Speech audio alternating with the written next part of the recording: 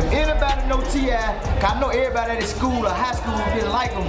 So I got a reward, man. If y'all send me the yearbook pictures or something that's showing where he from, man, I will pay y'all personally, man. Say he got a phone conversation. If you tell it, we had a phone conversation, you need to tell her what the phone conversation was about. It was about you getting punched in the face at Club Drill of one of my goons, you know what I'm saying? So, who's causing friction with you? He's obviously calling you out. You know, he's obviously challenging the throne. Yeah, you know, which in my opinion is if you could call it that. Well, you know, you see it as competition, you don't take it personally. I'm sorry.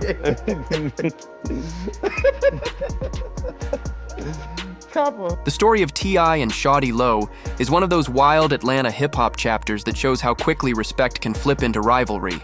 At first, both were seen as hometown heroes repping Bankhead T.I. through his music, and Shawty Lo through his influence in the streets.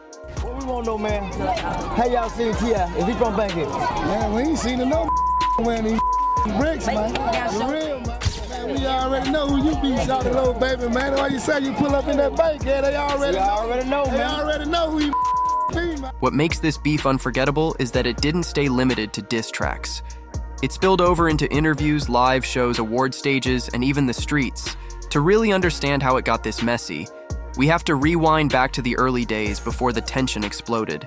I don't hate Tip, you know what I'm saying? He's a great rapper. I'm from the streets for real. That's what I do for real. I'm on Bankhead for real. 2610. Talking about y'all come and do something. Where we at right now? Back when T.I. was still grinding his way into the rap game, he wasn't the superstar we know today. By the time he dropped his first video, I'm Serious, in 2001, he was just another hungry rapper trying to break through. No, you were saying T.I. was a rat. Well, yeah. Man, everybody knows. Everybody knows, homie. A lot of the cars T.I. showed off in that video weren't even his. They belonged to Shawty Lo, who was already well known in the Atlanta streets. That detail shows just how close they once were, because Shawty Lo even appeared in the video himself, casually walking through a scene. Back then, everything looked cool between them. T.I. respected Shawty's position, and Shawty respected the young rapper chasing his dream. You know, it's a lot of times, you know, you find yourself in positions around people who don't like you, but most of the time, that's just because they don't like their damn self, you know?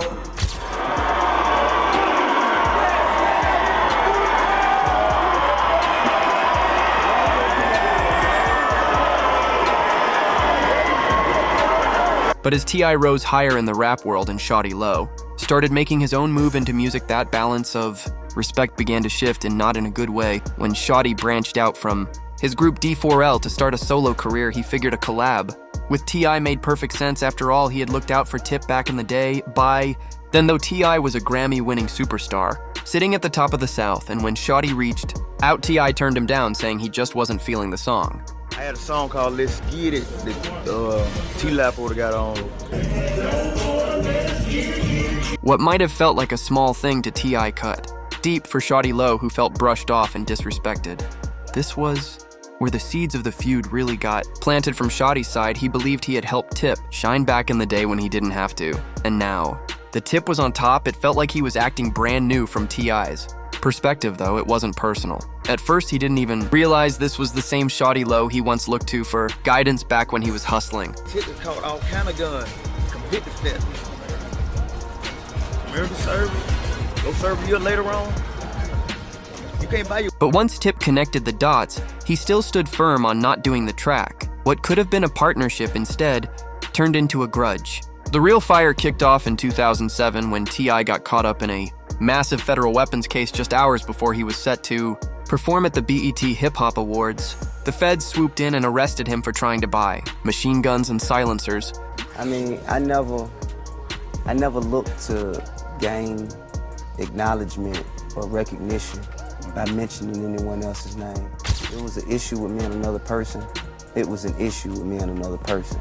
It wasn't a publicity stunt or a marketing tool. The charges were serious, and with his record, T.I. was staring at 10 years behind bars. Fans thought his career was finished. But then something shocking happened. Instead of a decade, Tip only got 1 year, and even then he served just a few months before walking free. The deal seemed way too sweet, and people instantly started questioning how it was even possible. You see it as competition, you don't take it personally. I'm sorry. Couple. Shawty Lo saw his chance and started dropping hints in interviews, suggesting T.I. must have cut a deal with the feds to walk away so easy. He never said it outright, but the message was clear. He was calling Tip a snitch in hip-hop. That's one of the worst stains you can carry. The rumor stuck to T.I. for years, even as he tried to brush it off. But Tip wasn't the type to let Shawty clown him without firing back on his 2007 hit. Big Things Poppin' fans believed he threw subliminal shots mocking rappers who used to laugh at him but were now begging for collab. If anybody know T.I., I know everybody at his school or high school didn't like him. So I got a reward, man. If y'all send me the yearbook pictures or something that's showing where he from, man, I will pay y'all personally, man. Fire around the same time T.I. sat down with MTV, and when DJ Sway asked if Shawty Lo was even a competitor, Tip laughed it off like it was a joke. He said he didn't need anyone's name to get attention. That kind of dismissal cut deeper than any lyric, because here was T.I., the man Shawty once looked out for, acting like Shawty wasn't even worth acknowledging. One of the originals from Bankhead, man, you know what I'm saying? We won't know, man. How you seen T.I.? How you seen him? Y'all gonna try to keep talking about y'all. Well, we won't know, man. How y'all seen T.I.? Is he from Bankhead? Man, we ain't seen no wearing these bricks, man.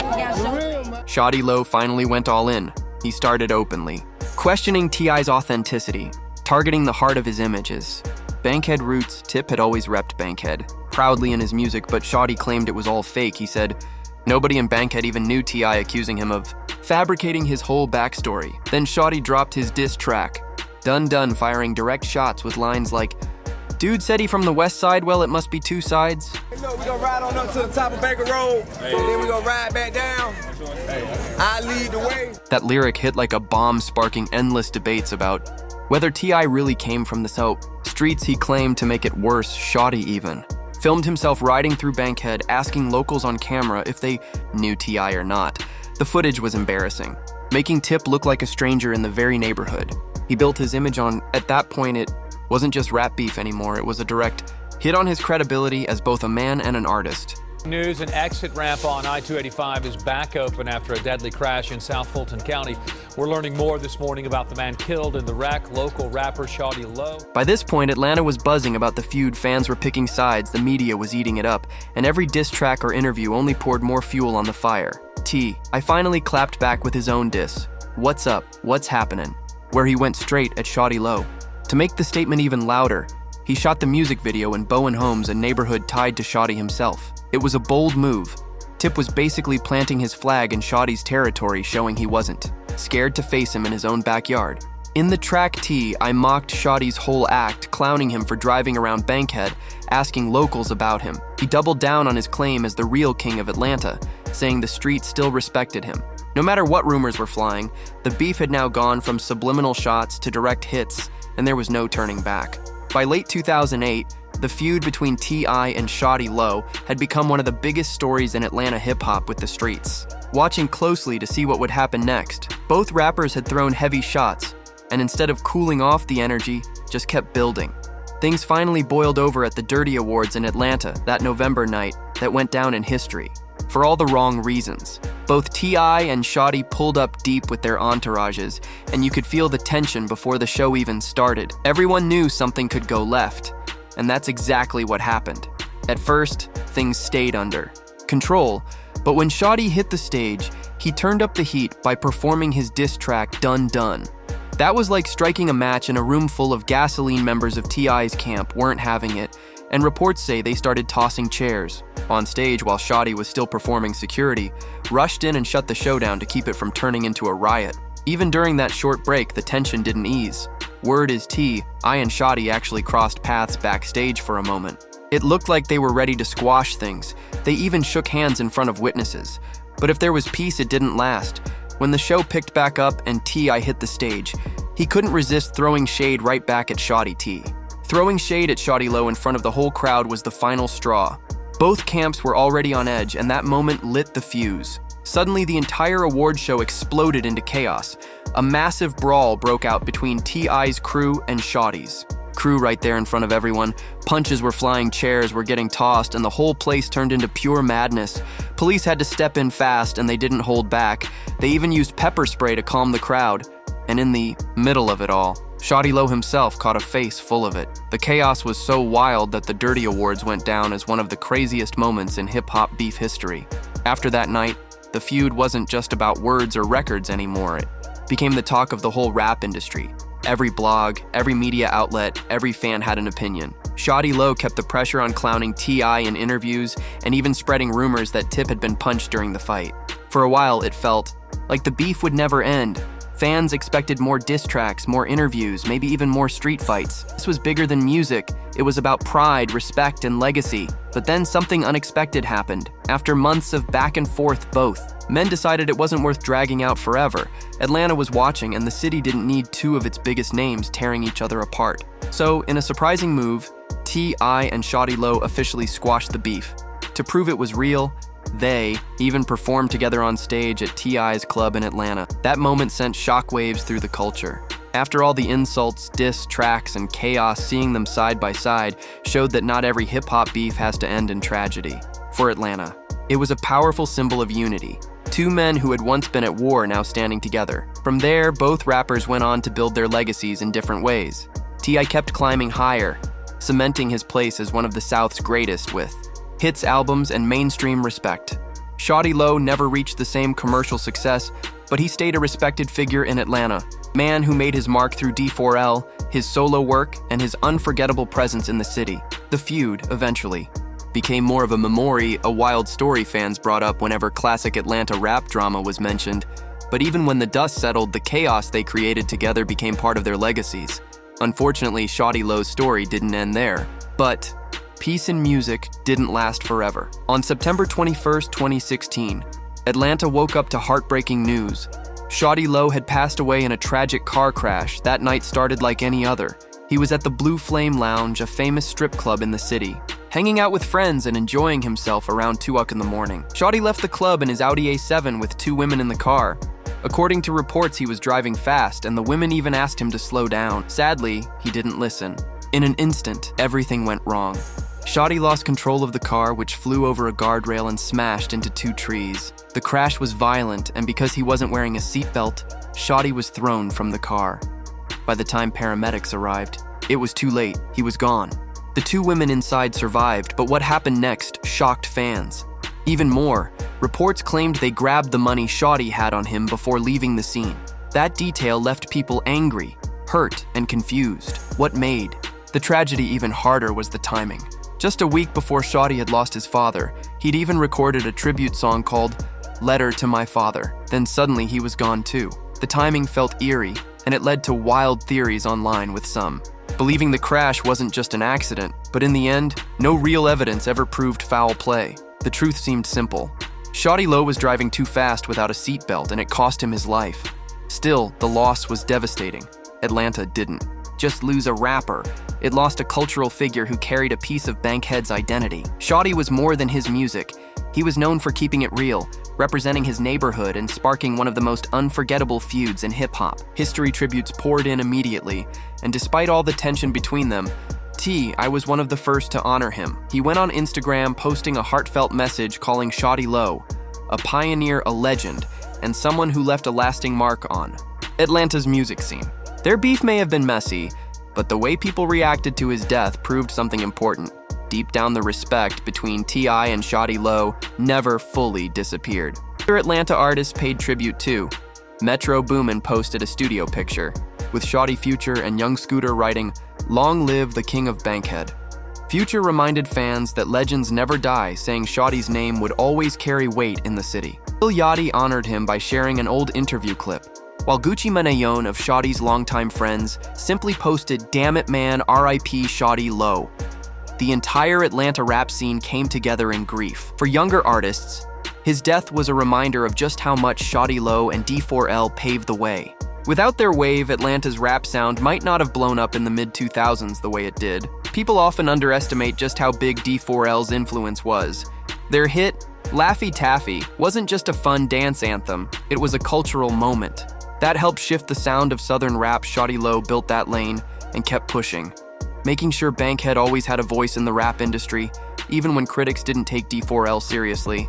Their style influenced countless rappers who came after them. And when Shawty went solo, he proved he wasn't just about dance tracks. He made street records, he had presence, and most importantly, he had real respect in the neighborhoods that mattered. That's why his feud with T.I. hit so hard. It wasn't just rap, it was about pride, authenticity, and two different visions of Atlanta clashing. When Shawty Lo questioned T.I.'s Bankhead roots, it struck a nerve because street credibility means everything in Atlanta. T.I. firing back with diss. Tracks and filming a video right in Shawty's own territory only raised the stakes. The Dirty Awards brawl took it even further, making headlines nationwide, and yet despite all that, they eventually found a way to squash the beef. That's what makes their story stand out. It didn't end in tragedy. It ended with a handshake, a performance together, and T.I. being one of the first to show respect when Shawty passed. That's rare in hip-hop history. Even after his death, Shawty Lo's impact. Lives on his phrase, "must be two sides," became bigger than just a diss. It turned into a saying that Atlanta still uses today. His work with D4L and his solo career shaped the sound of the South in ways that still echo. Meanwhile, T.I. continued. Building his legacy as one of the South's biggest rappers, T.I. kept pushing forward, balancing music, acting, and business. He's had ups and downs, but his spot as one of Atlanta's greatest rappers is locked in forever. Their rivalry told a real story of pride, betrayal, respect, and eventually reconciliation. One of Atlanta's rawest hip-hop stories. Fans still argue about who really won. Some say Shawty Lo took the streets by exposing T.I.'s credibility. Others say T.I. won musically, shutting everything down with hits and industry dominance. But the truth is, both men built legacies Atlanta will never forget. Their feud showed that beef in hip-hop can be dangerous and messy, but it can also bring growth, respect, and even unity in the end. Shawty Lo may be gone, but his impact still lives on. For T.I., the lessons from that chapter shaped his journey too. Their saga proves hip-hop is more than just music. It's about identity, history, and defending your name when it's challenged. 4. Atlanta. Their clash was a moment that showed the world the pride, passion, and unpredictability of the city's rap scene. Even though tragedy struck, Shawty Lo's name will always be tied to Bankhead Atlanta and the culture he helped create. His place in hip-hop history sits right alongside T.I.'s, and their rivalry will forever be remembered as one of the most powerful battles the game has ever seen. So if you made it this far, make sure to like, comment, share, and subscribe to keep these hip-hop stories alive.